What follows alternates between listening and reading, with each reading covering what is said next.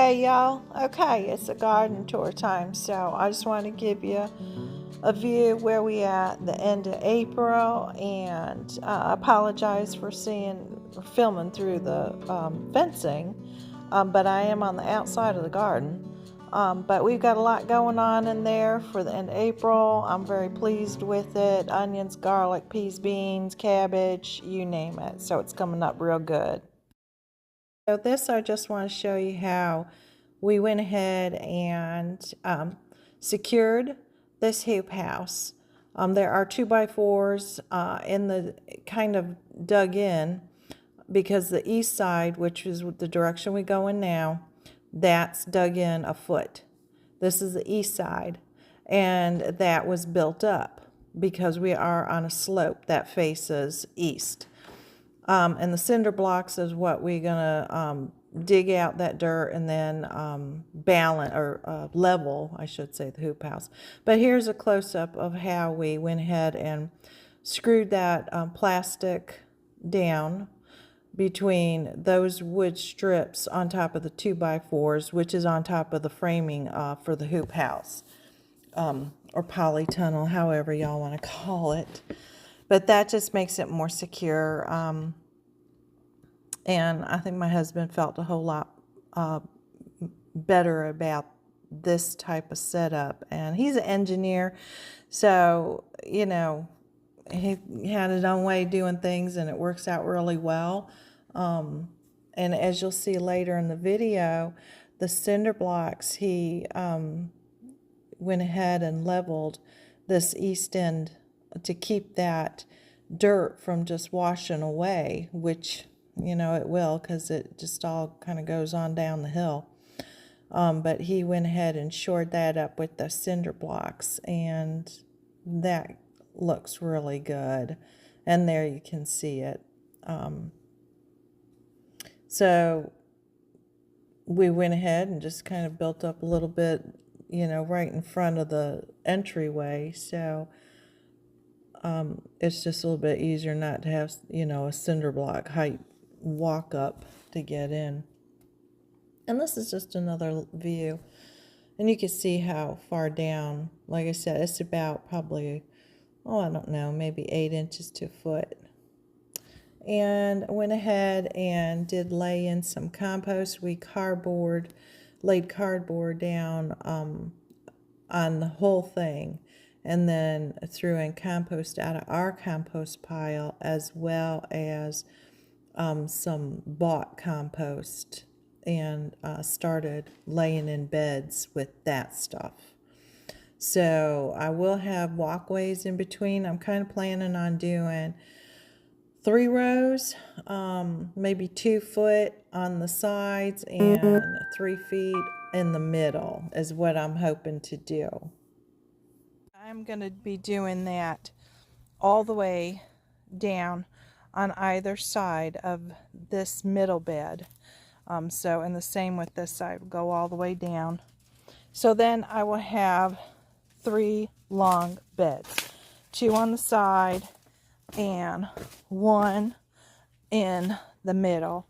And the middle is going to be for tomatoes, and the tomatoes, that way I can tie them off on the center pole.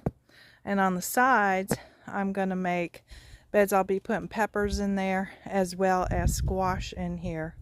So that should be plenty of room. This hoop house is 10 foot by 20 foot. So it's a 10-foot height. However, like I said, I mean, it is, you know, dropped on the one end. I don't know that that even really matters, but I don't know. At any rate, that's what it is. Oh no, I think it's 7 foot. That's what it is. I apologize. 10 foot wide, 20 foot long, and 7 foot high, I believe.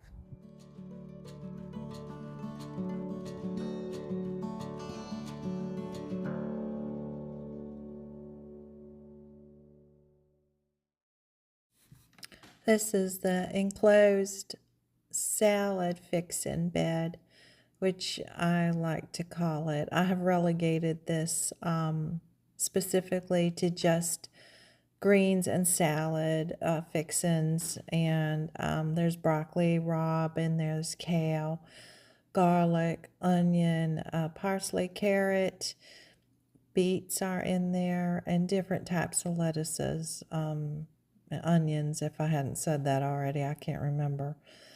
At any rate, but this is, because it's enclosed, and we call it that because my husband built it up about 2 feet off the ground, and it is enclosed with fencing panel all the way around it, and I do have shade cloth on top, which actually does enable me to grow lettuces all throughout these hotter than Haiti summers here in South Carolina. And so it at least drops the temperature by at least 10 degrees underneath that shade cloth in there. And it is divided so that I can walk between the two beds. The beds are 4 foot by 12 foot. The 4 foot, it does make it a little bit difficult to reach to the back. Just want to show y'all these garlic scapes. Garlic scapes are perfectly edible. Cut them about 4 to 6 inches down from the scape on the stalk. They're actually beneficial for the bulb because it allows all that extra energy and nutrients to go into the formation of the bulb. So I went ahead and cut me a little basket full, and I cooked those up that night, and they are delicious. So I would highly recommend, if y'all are growing garlic and you don't know about scapes, cut them up and fry them up, saute them, add them to anything you would garlic. This bed, I just wanted to share with y'all. These posts, I'm fixing to set another cattle panel on here, which is leaning up against the arched panel right there. I took it out of this bed. That did have the 2 posts and the panel in it, and I didn't want that there. I want to move it over here. And so I did drive the posts in. I'm fixing to get ready to set that panel up on there as well and make this into my cherry tomato bed. And here you can see that I am zip tying that panel onto those remaining 2 posts, and it's done. It's very sturdy. It's on there. It ain't going anywhere. And it also leaves about a 2-foot space in between both those panels, which I think is really good. If I want to put basil in there or some flowers, there is room to do that. And I will be planting the plants on the outside. I might stagger 2 on the inside. So I'm taking the large cherry tomato plants, and I am planting them out. And I just wanted to film how great these roots look. And I did make my own compost mixture. However, I did use some Miracle-Gro organic potting mix. But I also mixed that with some Daddy Pete's potting mix, as well as, see here, that's better, as well as some of the Biotone starter, and some coconut coir as well. So, you know, each of these are just fantastic. I mean, they are every bit as nice looking as if you'd find in a nursery. In fact, I think even better.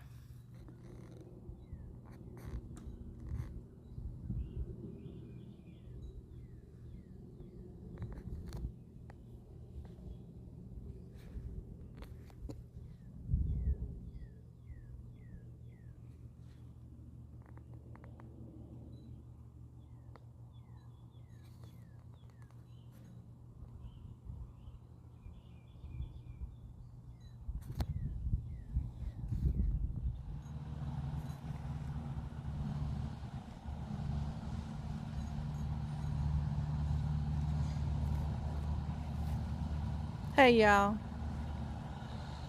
it's a busy day today. So we're getting the field cut and I am planting out tomatoes in the hoop house. Yesterday I got those planted, bumblebee cherry tomatoes. So kind of excited to see what those will look like.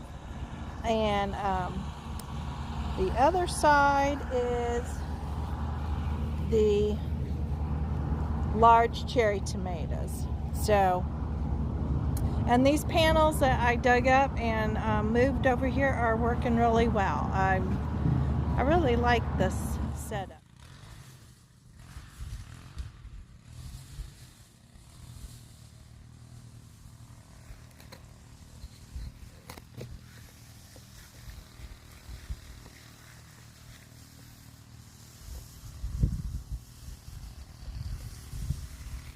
So, there we go, y'all.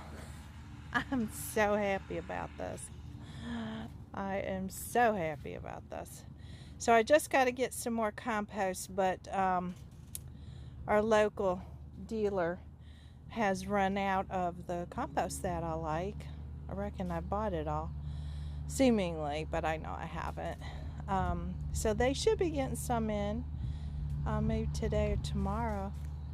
But I've already got 2 of the tomato plants in and strung.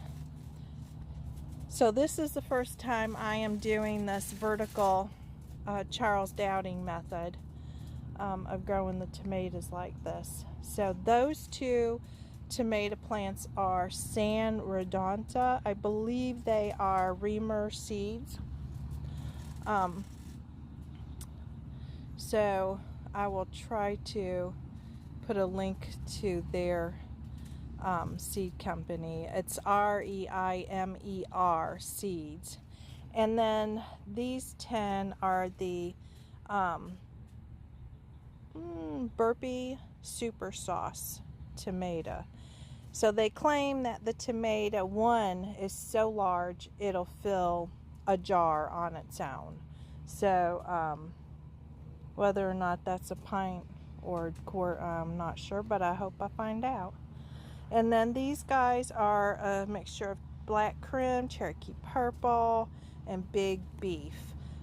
In the greenhouse I still have Magic Mountain and I believe another square of the Cherokee purple as well.